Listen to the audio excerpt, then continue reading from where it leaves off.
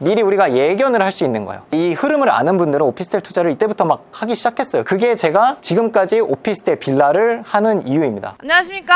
안녕하세요. 오늘 주제는 오피스텔입니다. 오피스텔에 대한 관심이 뜨겁습니다. 맞습니다. 일단 기사를 보면 서울 빌라 이어서 오피스텔도 상승 전환이 됐다라고 하는 겁니다. 2년 만에 이제 상승 전환이 됐고 이 상승세가 서울 쪽에 집중이 되고 있다는 뜻이고, 아래 기사들을 좀 살펴보면 부동산원에 따르면 22년 8월 이후 23개월간 하락했던 이제 오피스텔 매매 가격 지수가 7월 말 조합에 이어서 8월 전달보다 0.03% 오르며 이제 상승 전환했다. 이게 되게 의미가 있는 거죠. 0.03%가 무슨 의미가 있냐라고 하지만 앞으로 계속 오를 게 보이기 때문에 이게 의미가 있는 거거든요. 이렇게 오를 게 언젠가는 타이밍이 올 거다라고 얘기한 게 3개월 4개월 전에도 영상으로 여러 번 제작을 했었습니다. 서울 아파트가 오르기 시작하면은 결국 대체제인 빌라 오피스텔에도 영향이 갈 거니까 지금부터 미리 경매로 경쟁 낮을 때, 사람들이 안 볼 때 싸게 사두고 올랐을 때 싸게 산 마진 플러스 분위기가 회복되면서 오르는 폭을 같이 받으면 우리가 수익률을 극대화할 수 있다라고 제가 말씀을 드렸었습니다. 미국 금리를 시작으로 해서 금리를 낮출 움직임을 보이고 있으니까 아무래도 월세 투자 하시는 분들, 아니면 이제 대출을 받아서 집을 살려고 했던 분이 대출 이자가 저렴해질 게 보이니까 오피스텔 빌라에도 손님들이 가기 시작한다고 보시면 될 것 같습니다. 오피스텔이 오르기 위한 조건, 그리고 현재 시점에 오르기 위한 조건에 부합을 하는지, 왜 지금 가격이 오르고 있는지에 대해서 좀 말씀을 드려보려고 합니다. 오피스텔 같은 경우에는 심플해요. 제가 예시 자료도 보여드릴 거고 한데 세 가지, 그것만 이해하시면 투룸, 쓰리룸 오피스텔의 투자 사이클을 이해하고 저평가됐을 시점에 내가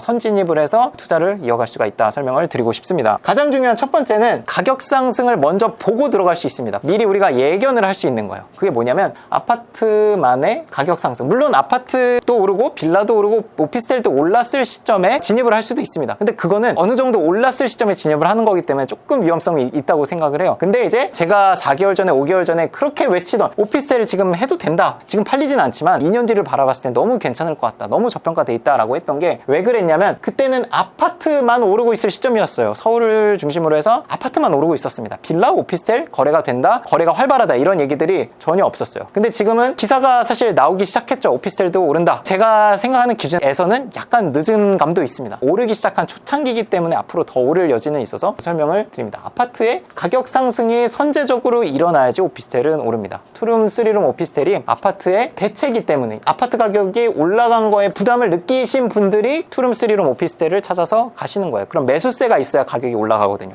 그리고 두 번째가 우리가 2021년도 투룸, 쓰리룸 오피스텔이 엄청나게 올랐거든요. 그때를 돌이켜보면 첫 번째 조건에 부합을 했고요. 투룸, 쓰리룸에 불이 붙었던 21년도 7월인가 710 대책이 나오면서 아파트를 살려던 사람들이 투자금을 모아가지고 아파트를 살려고 봤더니 갑자기 취득세 중과 들어오고 갑자기 대출 규제, 투기과열지구로 묶어서, 과밀지역으로 묶어서 대출 안 나오게 해버렸거든요. 그 사람들이 같은 돈을 들고 내가 보려던 아파트를 이제 못 보게 되는 거예요. 대출이 안 나오니까. 취득세도 문제고. 이 돈을 계속 내가 묵혀둘 거냐. 자산 미친 듯이 올라가고 있는데 그나마 갔던 게 오피스텔이었어요. 그 시점이 언제냐면 아파트 대상으로 규제를 받게 되면서 내가 보려던 집, 살려던 집을 못 사게 되는 분들이 오피스텔에 엄청나게 많이 들어오게 됐습니다. 오피스텔의 기본 성격은 대출 부분에서는 특히 상가로 간주되는 부분이 많습니다. 그래서 취득세도 4.6%이기는 해요. 상가 같은 경우에는 단일 세율로 4.6%거든요. 아파트가 이미 있으셨던 분들이 또 실거주입으로 내 집 마련을 하려고 했는데 취득세가 갑자기 8%, 12% 이렇게 되면서 이것보다는 차라리 난 4.6%를 내겠다면 오피스텔을 사시는 분들도 많이 계셨어요. 그 시점에 오피스텔이 조금씩 또 올라가고 있기도 했었고, 아파트를 눌러버리니까 주변으로도 퍼지지만 아파트가 아닌 대체 상품의 성격이 있는 오피스텔, 이거는 상가기 때문에 대출도 주택수 상관없이 70%씩 나오거든요. 그 시점에 이제 금리도 좀 낮았었고, 그리고 세 번째 조건이 있는데 단지 조성이랑 구조가 대놓고 아파트처럼 지어놓은 거예요. 커뮤니티 시설에 헬스장, 수영장도 있고 조경 이런 것도 아파트처럼 해놨어요. 제가 뒤에서 살펴볼 예시의 단지는 제가 실제로 투자를 해서 지금까지 갖고 있는 단지인데 사실 저는 물려있는 곳이에요. 거기는 대놓고 아파트처럼 지은 단지거든요. 오피스텔인데 그런 애들이 아파트랑 결을 같이 해서 움직이더라. 아파트를 보시려던 분들이 그 집을 선택을 해야 되기 때문에 단지 조성이나 도면, 구조 이런 게 아파트랑 동일해야 됩니다. 제가 이렇게 말로만 하면은 야 말은 누가 못하냐라고 할 수 있기 때문에 제가 증거 자료를 좀 가져오긴 했거든요. 컴퓨터 화면으로 다시 한번 좀 전환을 해서 보여드려 볼게요. 20년 7월 10일 날 여러 가지 규제들이 나오게 됐습니다. 규제 이후에 평당 가격 추이고요. 이 두 개 단지는 어디냐면 방송에서도 얘기했던 경기도 수원시 영통구 원천동에 있는 광교 내에서도 가장 외곽으로 떨어져 있는 오피스텔 단지인데 같은 단지 안에 아파트도 같이 있습니다. 201동, 202동은 오피스텔이고요. 나머지 아파트 동들이 한 6동이 있어요. 8동에서 2동은 오피스텔, 6동은 아파트 이런 느낌입니다. 단지를 공유하고 있어요. 구조도 3룸이고요. 더샵 오피스텔 여기 면적이야? 전용 면적으로 84제곱입니다. 84제곱이지만 오피스텔은 서비스 면적이 빠지기 때문에 아파트로 치면 5구제곱이랑 거의 면적이 동일하다고 보시면 돼요. 우리가 여기서 의미 있게 봐야 되는 게 이 그래프의 동향이에요. 아파트의 규제가 시작이 됐을 때 오피스텔 가격이 오르더라 라는 겁니다. 그 시점이 2020년 710 대책이라고 해서 그때가 가장 강력한 규제가 이제 전 정권에서 시작됐을 시점이에요. 그때가 딱 요쯤입니다.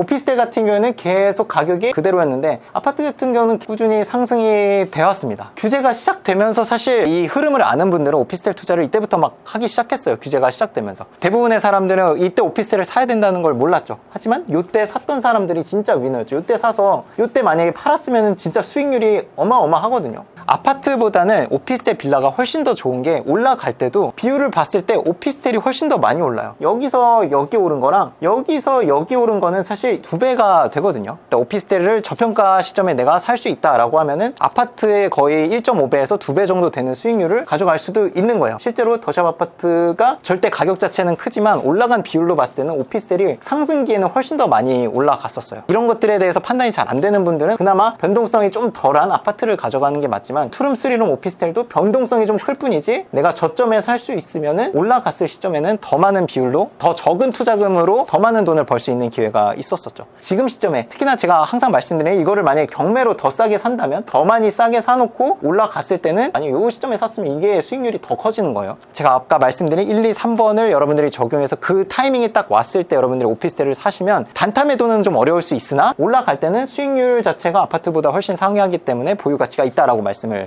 드렸었습니다. 정말 중요한 부분을 제가 깜빡해서 재촬영을 하게 되었습니다. 단순하게 이 그래프를 보면서 아 요때 사서 요때 파시면 됩니다 이렇게 말하는 거는 사실 결과론적인 거잖아요. 이 당시에 이게 더 오를지 떨어질지는 모르는 거잖아요. 여기서 말씀드리고 싶은 거는 더 오르기 전에 우리가 사서 더 떨어지기 전에 팔 수 있다면 예측 가능한 범위 내에 있는 거거든요. 규제가 시작이 되는 요 타이밍에 사서 여기에 우리가 팔고 싶잖아요. 가장 꼭대기에 충분히 예견이 가능했다라는 겁니다. 이거를 찾은 거예요. 지금 이게 매매가가 아닙니다. 평단가예요. 평단가가 오피스텔이 아파트를 역전하는 시점이 있었어요. 제가 기억하기로 21년도 말 아무리 오피스텔이 뭐 좋다지만 모든 사람들이 선호하는 아파트 이상으로 가는 거는 사실 기현상이거든요. 이때 샀던 투자자들은 이미 이때 팔 거를 염두에 두고 샀던 사람들이 많았어요. 평단가가 아파트를 역전하는 순간 이거는 정말 거품이 많이 낀 거다. 요거를 보고 나면 이제 그때부터는 팔아야 되는 겁니다. 비교 대상이 있어야겠죠. 요 단지 같은 경우는 바로 옆에 단지가 있어서 바로 비교 대상이 되는데 다른 3룸 오피스텔은 같은 단지가 아닐 수 있으니까 그럼 바로 옆에 있는 아파트 동일평수 아파트랑 비교해서 계속 올라가지고 평단가가 이거를 뚫네? 여기에 물려버리면 인생이 힘들어지고 투자를 할 때 성과가 좋아야 그것도 계속 할 수 있는 거거든요. 호갱 노노에서 실거래 퍼센트로 얼마나 올랐는지 얼마나 덜 올랐는지를 비교를 해보자면 22년도 6월부터 22년 6월까지 2년 동안 오름폭이 30% 아파트예요. 광교 더샵 아파트고 떨어질 때는 19%덜 올라가고 덜 떨어지는 경향을 보입니다. 반면에 오피스텔은 어떠냐면 자 보이시죠?